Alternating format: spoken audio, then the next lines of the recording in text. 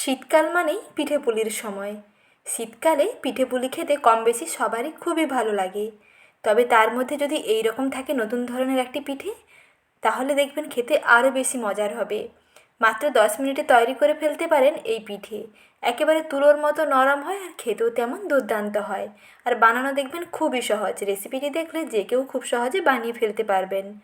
নমস্কার বন্ধুরা, আমি সাথী। আমার কিচেনের নতুন রেসিপিতে আপনাদের সবাইকে স্বাগত জানাই।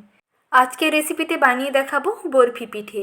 অজানা এই পিঠে রেসিপিটি একবার ট্রাই করে দেখুন। মাত্র 10 মিনিটে বানিয়ে ফেলে সবার মন জয় করে ফেলুন। খেতে দেখবেন দারুণ লাগবে। কেমনভাবে বানাচ্ছি দেখে নিন। প্রথমে একটি বড় পাত্রে নিয়ে নিচ্ছি নারকেল কোড়া। এখানে ফ্রেশ নারকেল কোড়া নিলাম, তার মধ্যে দিচ্ছি চিনির গুঁড়ো। এখানে কিন্তু পুর তৈরির ঝামেলা ছাড়া ইনস্ট্যান্ট পুর তৈরি করে নেব। দেখুন, প্রথমে নারকেল কোড়া নিয়েছি, তার মধ্যে দিলাম 3 টেবিল চামচ চিনির গুঁড়ো আর দিচ্ছি 1 টেবিল চামচ পাউডার দুধ। এই পাউডার দুধ এবং চিনির গুঁড়ো নারকেল কোড়ার সঙ্গে ভালো করে মিশিয়ে নিচ্ছি। যেহেতু কম সময়ের মধ্যে পিঠেটা তৈরি করতে হবে, তাই এইভাবে করে পুরটা তৈরি করে নিলাম। আর এই পুর দিয়ে পিঠে বানালে পিঠের টেস্ট দেখবেন আরও দুর্দান্ত হবে। কড়াইতে পুর তৈরি করার ঝামেলা ছাড়া, গ্যাস জ্বালানোর ঝামেলা ছাড়া এইভাবে ইনস্ট্যান্ট পুর তৈরি করে নিয়ে আপনারা পিঠেটা তৈরি করে ফেলতে পারবেন। কিছুক্ষণ এরকম মেখে নেওয়ার পরেই দেখুন বাইন্ডিংটা খুবই সুন্দর হয়েছে। এরকম চিটচিটে হয়ে যাবে এবং এইরকম একটা গোল্লা পাকালে গোল্লা হয়ে যাবে, তাহলে বুঝতে পারবেন পুর একেবারেই রেডি। আর এদিকে নিয়েছি আতপ চাল। একটা মিক্সচার গ্রাইন্ডারের মধ্যে নিয়ে নিচ্ছি আতপ চাল। আতপ চালগুলোকে আমি প্রায় 3 থেকে 4 ঘন্টা জল দিয়ে ভিজিয়ে নিয়েছিলাম। তারপরে জল থেকে ছেঁকে নিয়ে অল্প একটু পরিষ্কার জল দিয়ে ভালো করে এই চালটাকে বেটে নেব। তার আগে অবশ্যই চালটাকে 2 থেকে 3 বার জল দিয়ে ধুয়ে পরিষ্কার করে নেবেন। তারপরে মিক্সচার গ্রাইন্ডারে অল্প একটু জল দিয়ে এরকম চালটাকে দেখুন মসৃণ করে বেটে নিয়েছি। এটা আপনারা শিলনোড়ায়ও বাটতে পারেন, মিক্সচার গ্রাইন্ডারেও বাটতে পারেন, যেটাতে সুবিধা হয় সেই মতন করে বাটবেন। যদি শিলনোড়ায় বাটেন তাহলে এই চাল বাটার সঙ্গে কিন্তু জল মিশিয়ে মিশ্রণটাকে একটু এরকম পাতলা বানাতে হবে। আর যেহেতু এখানে মিক্সচার গ্রাইন্ডারে বেটে নিয়েছি, তাই এখানে জল দিয়েই বেটেছি, অর্থাৎ মিশ্রণটা কিন্তু এরকম পাতলা আছে। এখানে আর কোনো রকম জল মেশাবো না। জল দিয়ে চালটাকে ভালো করে এরকম মসৃণ করে বেটে নিয়েছি। এখন এর সঙ্গে মিশিয়ে নিচ্ছি জাস্ট 1 চামচ ময়দা।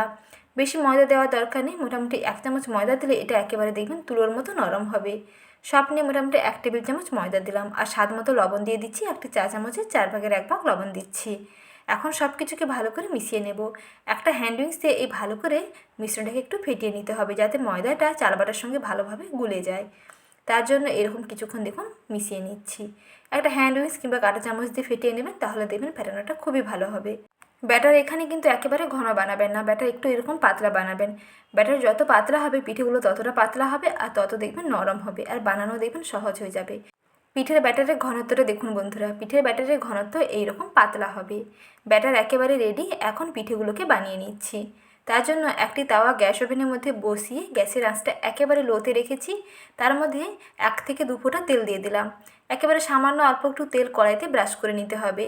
এখানে কিন্তু তেল বেশি দেবেন না, তাহলে কিন্তু পিঠেগুলো বানাতে অসুবিধে হবে। একেবারে সামান্য 1 চিমটে তেল দিয়ে তেলটাকে এরকম ব্রাশ দিয়ে পুরো ওভারঅল কড়াইতে স্প্রেড করতে হবে। তারপরে 1 হাতা ব্যাটার দিয়ে একটু এরকম গোল শেপ দিয়ে দিচ্ছি। ব্যাটার দেওয়ার সঙ্গে সঙ্গে দেখবেন কড়াইতে এইরকম বাবলস হয়ে যাবে। যেহেতু এটা চাল বাটা দিয়ে বানানো হচ্ছে, তাই কিন্তু হতে কিন্তু বেশি সময় লাগবে না। সঙ্গে সঙ্গে দেখুন ওপরটা এরকম ড্রাই হতে শুরু করেছে। যখন দেখবেন ওপরটা একটু ড্রাই হয়ে আসবে এবং সাইডগুলো হালকা হয়ে ছেড়ে আসবে, তখন বুঝতে পারবেন যে পিঠেটা মোটামুটি হয়ে গেছে। শুধু মাঝখানে এরকম নারকেলের পুরটাকে দিয়ে পিঠেটাকে ভাঁজ করে নেওয়ার পালা। পিঠেটাকে এইভাবে বরফি আকারে ভাঁজ করে নিতে হবে। 2টা সাইড প্রথমে ভাঁজ করে নিয়ে তারপর একটা কাঁটা চামচকে দেখুন এইভাবে চেপে দিয়ে এইভাবে সিল করতে হবে, যাতে শেপটা দেখতেও ভালো লাগবে, একেবারে ইউনিক হবে আর বানানোটা অনেক সহজ হয়ে যাবে। এইভাবে দেখুন আটকে দিলেই রেডি হয়ে যাবে বরফি পিঠে। ইউনিক এই পিঠে কিন্তু বাড়িতে একবার ট্রাই করে দেখুন, তুলোর মতো নরম হয় আর অসম্ভব সুস্বাদু হয়।